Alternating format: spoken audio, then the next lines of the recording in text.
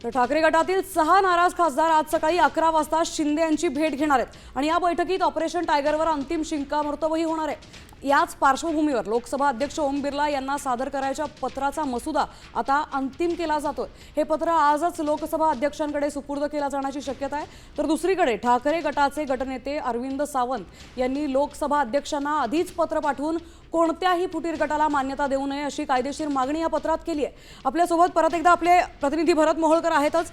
भरत, आता नवीन आलेल्या बातमीनुसार आता ओम बिर्लांना शिंदेंकडून पत्र गेल्याची माहिती मिळते, काय अपडेट्स आहेत?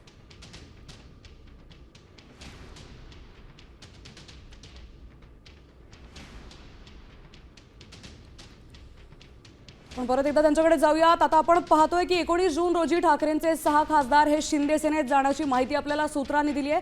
त्यानंतर आत्ताच आलेल्या माहितीनुसार आता शिंदे गटाकडून ओम बिर्लांना एक पत्रही गेल्याची माहिती आहे।